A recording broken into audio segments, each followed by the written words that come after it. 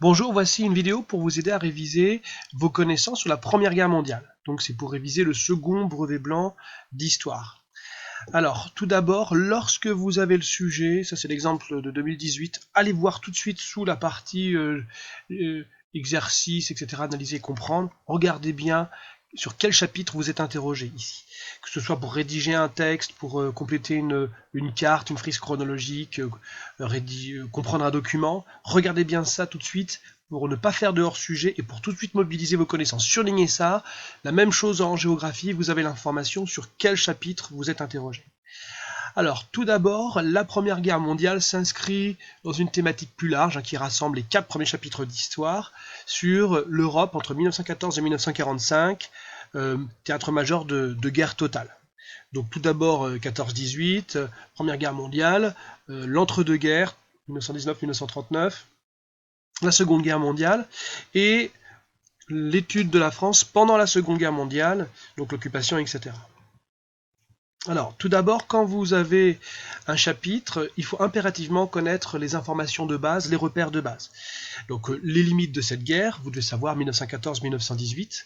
Vous devez connaître une des batailles importantes, particulièrement meurtrières en général, soit la bataille de la Somme, soit la bataille de Verdun. La bataille de la Somme a fait 1 million de pertes, 400 000 morts, 600 000 blessés de chaque côté, surtout britanniques et allemands, et aussi quelques Français. Une année charnière 1917 avec notamment la révolution socialiste russe. Et puis l'armistice le 11-11-1918, le 11 novembre 1918. Alors, il s'agit d'une guerre totale. Ça veut dire que toute la société est impliquée. L'armée évidemment, mais aussi les civils à l'arrière qui vont produire des munitions. L'État, lui, organise tout cela pour fabriquer le maximum de munitions, fait des emprunts à la population et demande aux entreprises de produire des canons, des munitions, etc. Donc toute la société est dirigée vers l'effort de guerre. Alors, vous allez voir plusieurs types de questions et parfois les mêmes réponses, c'est pour que vous puissiez être à l'aise avec ceci lorsque vous aurez l'épreuve.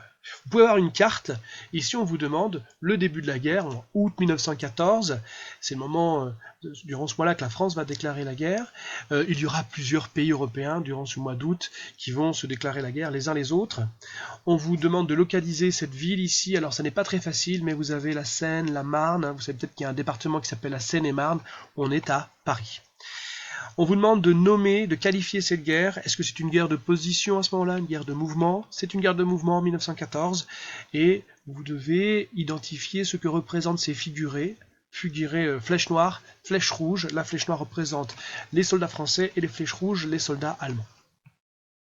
Alors cette question ensuite, j'aurais pu vous la poser au départ, la France fait partie de l'entente, elle n'est pas toute seule, il y a le Royaume-Uni et la Russie notamment au début de cette guerre en 1914. Vous avez souvent des repérages chronologiques, soit à l'aide d'une frise chronologique, soit d'un tableau chronologique, on vous demande de mettre les dates de la Première Guerre mondiale, c'est tout simple, et ensuite d'indiquer des événements. Là encore, l'armistice, le 11 novembre 1918. On vous demande aussi de localiser le premier génocide que l'on étudie en troisième, le génocide des Arméniens, organisé dans l'Empire ottoman. Il se déroule sur 2 années, 1915-1916. Le petit pense-bête, pour se rappeler un peu plus précisément, il s'agit de 2 saisons successives, printemps 1915, été 1916, enfin le plus important c'est qu'il y a à peu près 1 million d'Arméniens tués dans un génocide. 1916, vous allez avoir donc à nouveau une bataille importante étudiée en cours, soit la bataille de la Somme, soit la bataille de Verdun, et vous avez le tournant de 1917 avec le retrait de la Russie de cette guerre et une révolution socialiste qui a lieu là-bas. Une véritable, cette fois-ci, frise chronologique, on vous demande de dire quand on est dans une guerre de position et quand dans une guerre de mouvement. Eh bien, c'est une guerre de mouvement au tout début et à la fin, et entre les deux, c'est une guerre de position ou une guerre de tranchées. Les deux sont équivalents. Les États-Unis entrent tardivement dans la guerre en 1917. Pardon, on rajoute aussi la bataille de la Somme ou la bataille de Verdun en 1916. En 1917, les sous-marins allemands ont déjà plusieurs fois torpillé leurs navires, soit des navires marchands, mais des navires aussi qui transportaient des personnes qui voulaient faire la traversée de l'Atlantique. Il n'y a pas l'avion à l'époque. Et ils ont aussi des informations qui prouvent que les Allemands encouragent les Mexicains à envahir les États-Unis, qu'ils auraient le soutien de l'Allemagne. Bref, le président Wilson déclare la guerre en 1917. Alors vous avez ensuite un tableau intéressant car il peut vous permettre aussi de réaliser un paragraphe argumenté.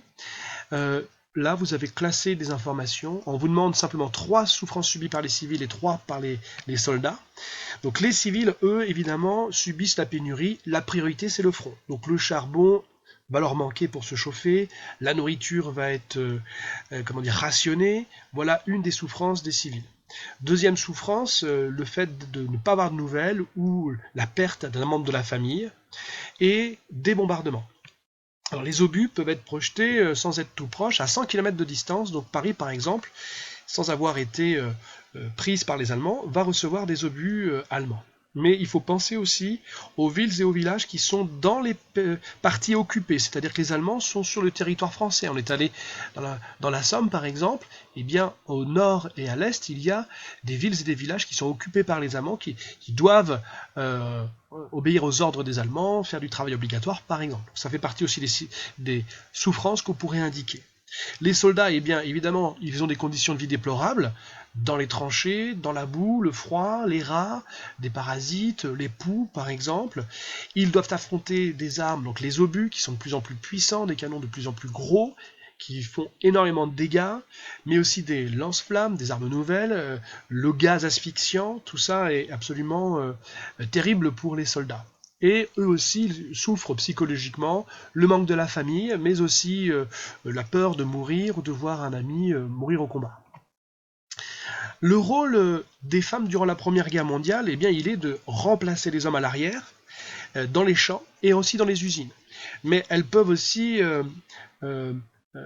encourager les soldats, envoyer une correspondance pour qu'ils aient le moral, et elles sont aussi là pour les soigner près du front lorsqu'elles sont infirmières par exemple.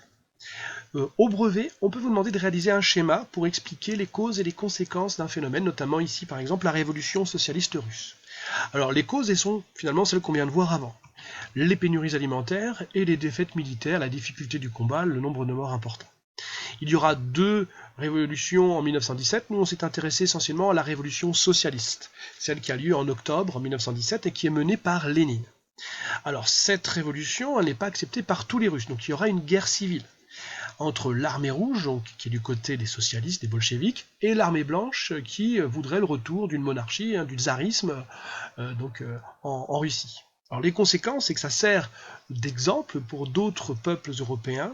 Il va y avoir des grèves, mais aussi des tentatives de révolution, notamment en Allemagne. Et là, l'armée va être appelée et va tirer dans la foule, ça va être sévèrement réprimé.